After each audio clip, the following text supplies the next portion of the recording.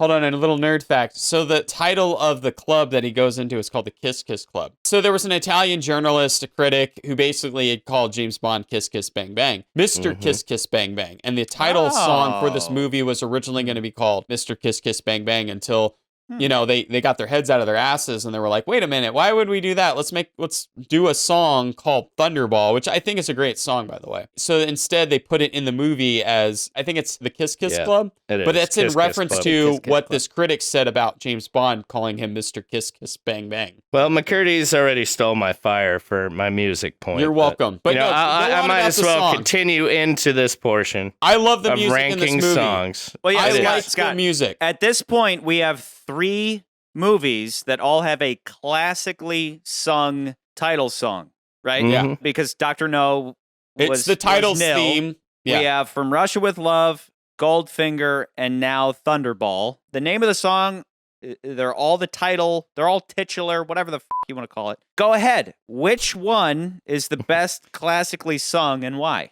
Well, I'm going to continue from McCurdy's point. They originally wrote the song Mr. Kiss Kiss Bang Bang, and 2 weeks before the release of the movie, the whole team decided, well, no, we follow this title sequence, you know, songs being focused towards the title sequence name. We got to rewrite it. Scratch that song. That song later came out, Mr. Kiss Kiss Bang Bang, but did not release at that point in time. This song, Thunderball, obviously written and composed by our favorite guy, John Barry, was sang by Tom Jones. Tom Jones was another one, a point I didn't make last week and obviously didn't fit to this film. Frank Sinatra actually said that Matt Monroe had the best voice of his generation. Frank fucking Sinatra himself said that. That's what makes this comparison to From Russia with Love hard for me. Well, actually, I wound up conceding to Goldfinger being number 1, but this song out of the 4 is by far my favorite. Thunderball is number 1. Okay. My favorite point to that is that Tom Jones, it's actually documented when he was recording this song, he hit that final note so hard and with so much passion, he nearly passed out. So he strikes like thunder.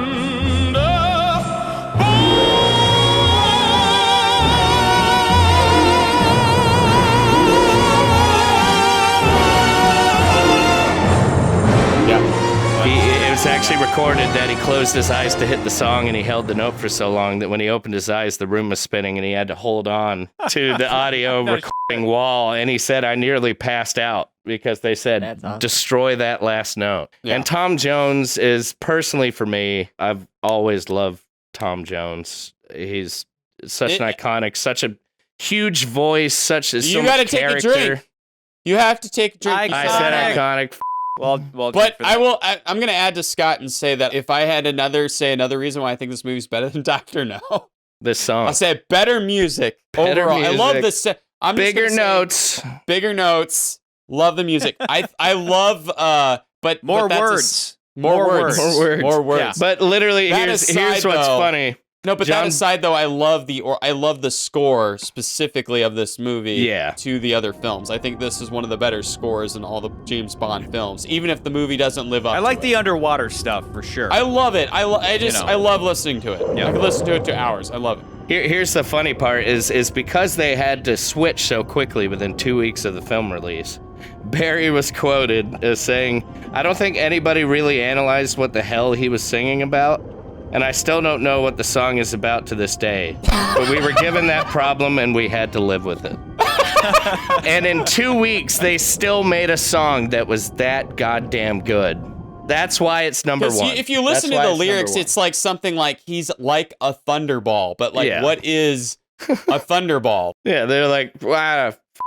Let's go with it. You just gave a Y for Thunderball. Give a little bit of credit to Goldfinger and From Russia with Love. Just give a little why they're good so we can properly compare all 3.